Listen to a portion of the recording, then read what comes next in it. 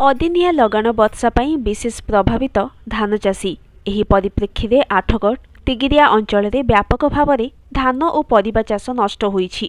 ଆଜି ପଞ୍ଚାୟତ ସମ୍ମିଳନୀ କକ୍ଷରେ ଆଠଗଡ଼ ବିଧାୟକ ରଣେନ୍ଦ୍ର ପ୍ରତାପ ସ୍ୱାଇଁ ବିଭାଗୀୟ ଅଧିକାରୀମାନଙ୍କ ସହିତ ପୁଙ୍ଖାନୁପୁଙ୍ଖ ଭାବରେ आलोचना କରିବା ସହିତ ସରକାରଙ୍କର ସମସ୍ତ ସହାୟତାରୁ ଚାଷୀମାନେ ଯେପରି ବଞ୍ଚିତ ନ ରୁହନ୍ତି ସେଥିପ୍ରତି ସମସ୍ତ ଅଧିକାରୀମାନଙ୍କୁ ତାଗିଦ କରିଥିଲେ। वर्तमान धान चाषर जो क्षयक्षतिर आकलन कराଯାଉଛି अनभिज्ञ चाषी माने किभली पंजीकरण करिपारिबे ताकु नै बड़ प्रश्नवाची सृष्टि होईछि। धान मंडी रे चाषी मानक निमंते जो मानदंड रहिछि राज्य सरकार ताहाकु कोहळ न कले बहु चाषी धान बिक्री वंचित रहिजिबे बोली विधायक कहिसेंती।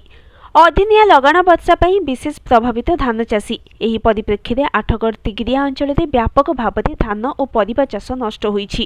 ଆଜି ପଞ୍ଚାୟତ ସମ୍ମିଳନୀରେ କକ୍ଷରେ ଆଠଗଡ଼ ବିଧାୟକ ରଣେନ୍ଦ୍ର ପ୍ରତାପ ସ୍ୱାଇଁ ବିଭାଗୀୟ ଅଧିକାରୀମାନଙ୍କ ସହିତ ପୁଙ୍ଖାନୁପୁଙ୍ଖ ଭାବରେ ଆଲୋଚନା କରିବା ସହିତ ସରକାରଙ୍କର ସମସ୍ତ ସହାୟତାରୁ ଚାଷୀମାନେ କିଭଳି ବଞ୍ଚିତ ନ ରୁହନ୍ତି ସେଥିପ୍ରତି ସମସ୍ତ ଅଧିକାରୀମାନଙ୍କୁ ତାଗିଦ କରିଥିଲେ।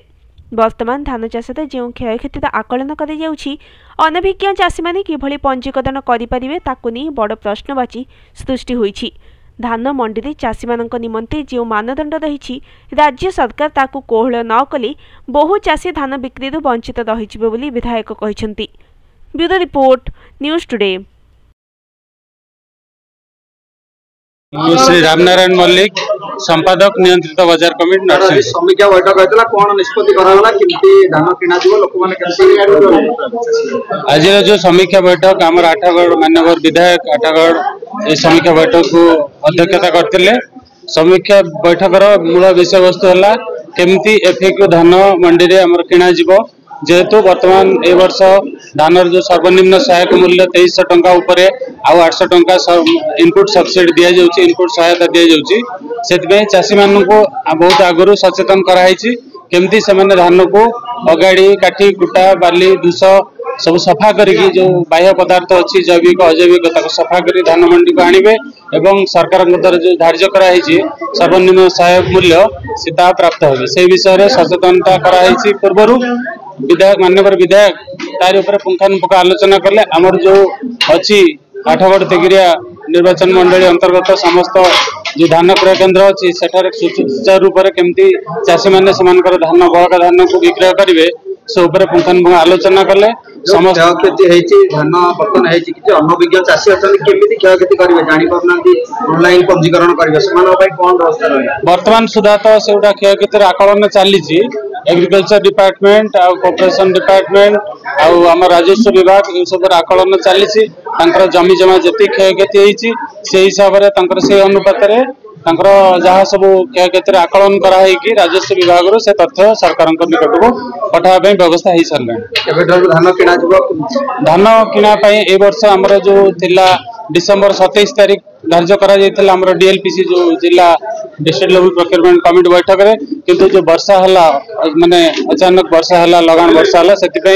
आमर एडीएम सार अनुरोध क्रमे कलेक्टर सार सेटा को जनवरी 3 तारीख उंचे देइचंदी जा फल वर्तमान जनवरी 3 तारीख रो आमर धान किना व्यवस्था करा क्या बैठक अनुष्ठित होला धान ऊपर कोन आमे धान किना ऊपर समीक्षा बैठक करिचु प्रिपेयर माने प्रस्तुति बैठक सहित समीक्षा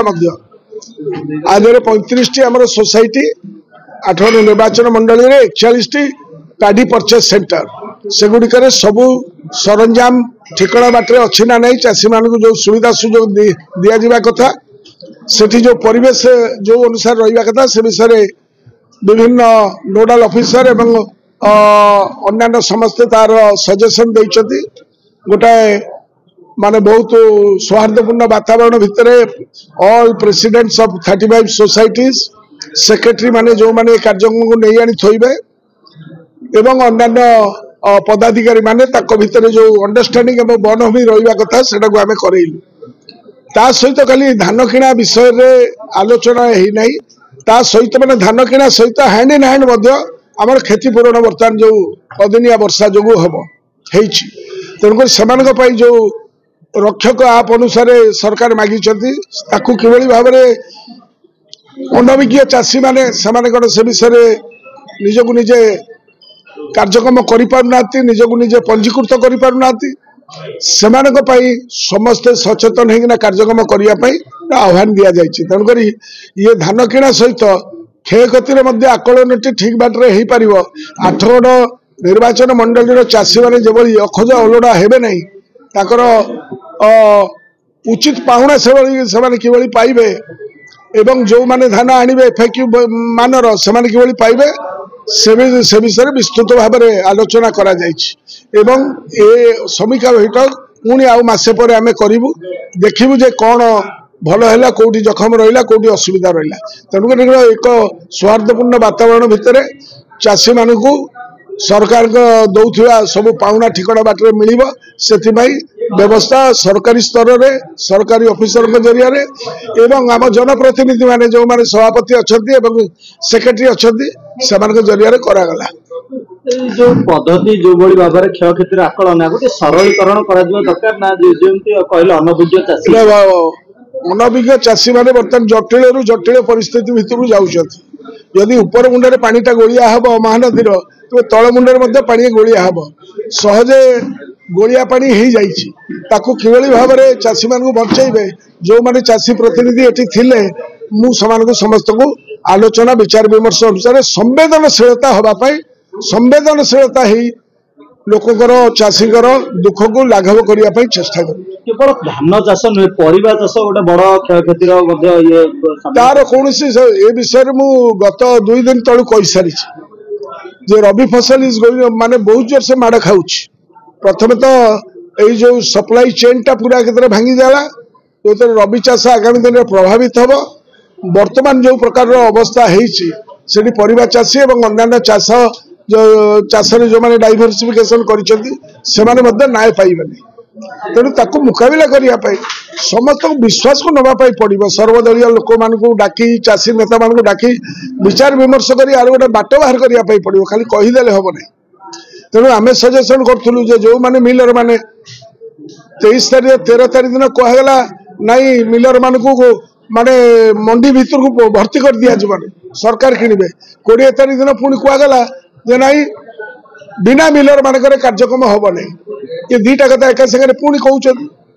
तो जो मोरे उसुना से मोरे अरुआ ये कथाटा हूँ जोटा बहुत दुखदायक घटना। आम डिमांड करुचु जे जदि तुम एकर जगार तुम जो जलसेचित अंचल तुम 19 क्विंटाल उपर 3100 टका हिसाब से बोनस सहित तुमको क्षतिपूरण दि जाऊ जहाँ सरकार एपर्यंत क्लीयर करूना। जदि जहाँ भी देवे से कथा आगुरी कही दिंतु चाषी मैंने धान को धरिकिना बसवे ना एवं सबु धान किणा जीव यही जो प्रकार कथाटी कहुचे दीटा प्रकार कथा